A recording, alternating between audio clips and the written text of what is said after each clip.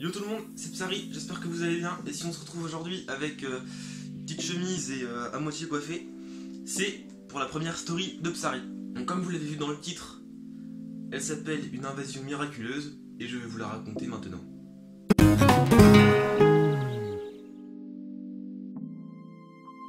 Ce soir-là, dans la pénombre de sa chambre, Mathieu était confortablement installé à son bureau et comme à son habitude, il attendait que le sommeil vienne en regardant des vidéos sur son ordinateur portable. Ses yeux se fermaient tout seuls. Dans sa maison, tout le monde dormait. Ses parents, son chien, son poisson rouge. Le jeune garçon lui luttait de plus en plus faiblement contre le sommeil.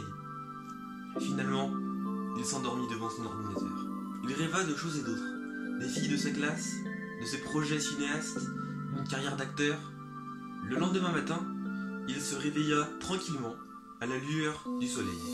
Son ordinateur s'était évidemment éteint pendant la nuit.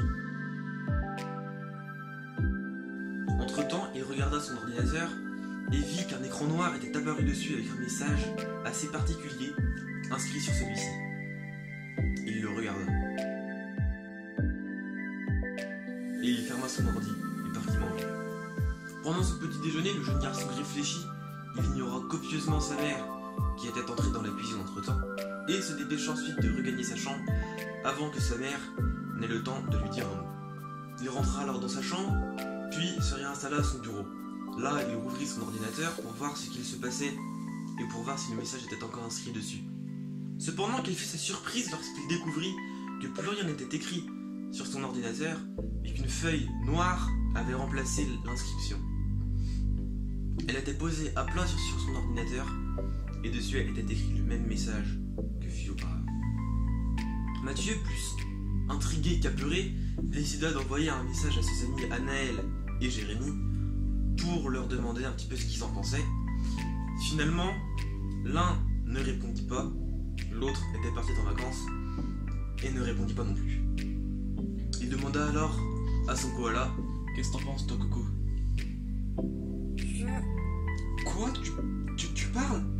J'ai dû imaginer quelque chose. La suite, je dois vous la raconter de vive voix, sinon vous ne la croiriez jamais. Cette histoire, Mathieu l'a vécue la semaine dernière. Mathieu avait décidé de rallumer son ordinateur. Cependant, rien ne fonctionna. L'écran ne s'alluma pas un bruit ne se dégagea de l'ordinateur, rien. Ce qu'il sentit, c'était une étrange vibration, comme si l'ordi était en train de prendre vie. L'écran était comme une sorte de liquide qui commençait à vibrer, à bouger, à se transformer. C'était surtout très flippant, il croyait que son ordinateur allait exploser. Bon, je vous explique ce qui s'est passé vraiment. De minuscules petits personnages, c'est-à-dire 10 cm, tout au plus, sont apparus devant son ordinateur et en sortaient des trombes de petits êtres humains, de micro-humains comme on va les appeler, des trombes et des trombes de micro-humains en sortirent. L'écran était devenu comme un rideau d'eau où des micro-humains sortaient. Mathieu évidemment prit peur puisque c'était un phénomène que personne n'avait jamais vu. Soudain, il se sentit bouger tout seul et être plaqué contre ce mur-ci, exactement celui-là. Les bras, les jambes, les micro-humains le bloquaient contre le mur. Il ne pouvait absolument plus se déplacer. Par contre, Mathieu pouvait quand même garder les yeux ouverts, ce qui lui a permis de voir que les micro-humains étaient très organisés et qu'ils essayaient de faire des sortes de micro-salons en prenant des livres, des morceaux de puzzle, de bois, de jouets pour essayer de se construire des sortes de salons, des sièges, des fauteuils, des transats, des hamacs. Mathieu était surpris de voir leur organisation très précise. Chacun participait, personne n'était mis de côté, personne refusait de faire le travail. Tout le monde était investi. Quand le travail fut terminé et que la chambre fut remplie de plein d'objets divers et variés, le sol était rempli totalement de tables, de chaises et d'autres meubles qu'on peut trouver dans une maison, mais ici en modèle réduit et fait en papier ou avec des jouets, des Lego. À ce moment-là, Mathieu entendit sa mère toquer à la porte. Comment allait-il réagir? Ce que Mathieu ne savait pas, c'est que les micro-humains étaient doués d'une intelligence particulière et qu'ils utilisaient le biomimétisme à la perfection. Ils commencèrent à se monter les uns par-dessus les autres, créant ainsi, comme Mathieu put le voir, d'abord un pied, une jambe, une cuisse, les hanches, le ventre, le torse, la tête, les bras, tout. Le corps était entièrement reconstitué avec les mêmes couleurs, mais c'est comme si Mathieu voyait son reflet en face de lui. c'était pour lui entièrement incroyable. Alors, les micro-humains se déplacèrent, ouvrirent la porte, et la mère de Mathieu demanda: Tu restes là, je fais une petite sieste, ok?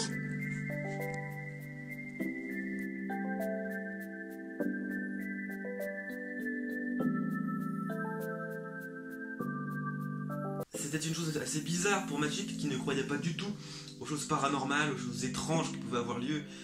Pour lui, c'était un truc complètement délirant. Il n'y croyait absolument pas. La mère de Mathieu, du coup, ne pouvait absolument pas se douter que quelque chose d'étrange était en train de se passer. Quand la mère de Mathieu fut ainsi partie, tous les micro-humains s'effondrèrent par terre. Leur chef cria alors: Rassemblez-vous, mes amis, il est temps pour nous de nous expliquer. Mais finalement, la voix venait du koala qui était sur le bureau de Mathieu et que j'ai juste ici. Donc cette peluche était comme ceci lorsque le micro-humain parla.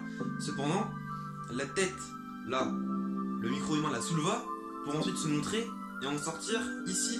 Il s'accoudait complètement au cou de la peluche, commença à parler et à raconter au jeune homme tout ce qu'il faisait, pourquoi il était là, et à lui expliquer pourquoi il faisait ça et pourquoi il était venu ici.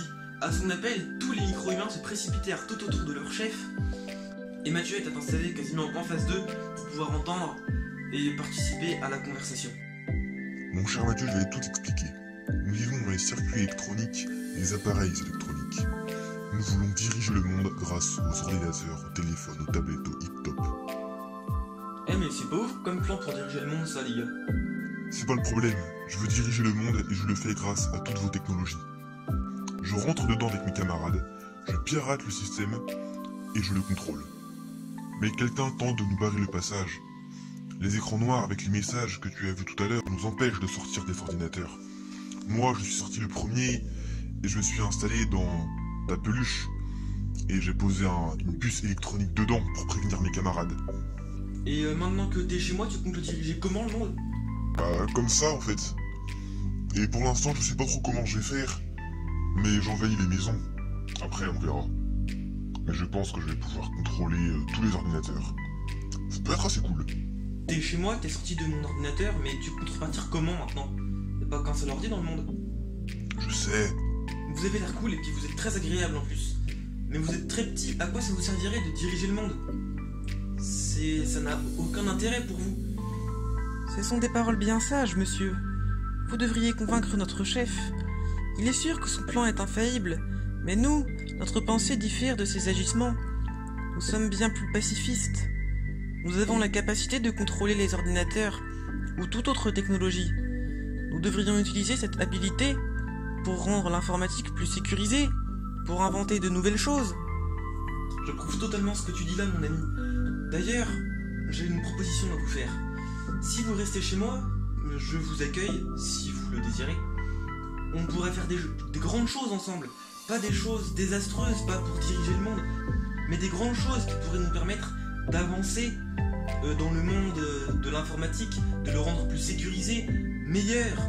Eh, c'est quoi ce discours de chef de meute là? Tu redescends tout de suite. Excusez-moi les gars, je redescends. Cet homme est bien sympathique. Si tu veux cerner la vraie nature de quelqu'un, regarde la façon dont il traite les personnes qui lui sont inférieures, et non pas ses égaux. Nous lui sommes inférieurs, et il nous respecte totalement. Cet homme est une bonne personne. Il crut donc d'abord à un rêve, il se pinça le bras jusqu'à en devenir tout rouge.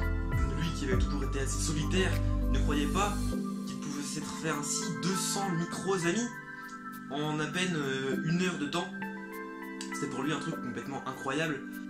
Finalement, ils décidèrent tous de rester chez le jeune homme, dans sa chambre, et même Mathieu leur donna une pièce entière pour eux. Mathieu profita de la présence de ces micro-humains pour créer des applications mobiles, des applications sur ordinateur, pour aider le monde, comme il l'avait dit tout à l'heure. Et ceci lui permit donc de faire des interviews, d'être assez connu dans le monde entier. Mais les interviews, il ne les faisait jamais lui-même. C'était toujours les micro-humains qui avaient réussi à imiter parfaitement le timbre de sa voix, qui pratiquaient ces interviews. Ce que nous pouvons retenir de cette story est simple. Il ne faut jamais abandonner. Mathieu se sentait très seul, il ne savait jamais quoi faire, il était très peu confiant pour son avenir, il n'avait pas des bons résultats à l'école. Et finalement, grâce à un phénomène paranormal, il réussit à avoir des amis, à avoir un avenir bien construit. Si vous trouvez qu'aujourd'hui est pourri, attendez demain, ça pourrait être une journée super bien. C'est sur ces rimes assez pourries et très peu qualitatives que je vous laisse. C'était la première story de Psari. Je suis très content de l'avoir fait, j'espère que ça vous aura plu. Vous pouvez même me dire tout ça en commentaire. Entre temps, vous pouvez pratiquer l'abonnage, appuyer sur le pouce bleu et activer la cloche pour ne rater aucune de mes nouvelles vidéos. J'espère que cette première story de Psari vous a plu. Ciao tout le monde!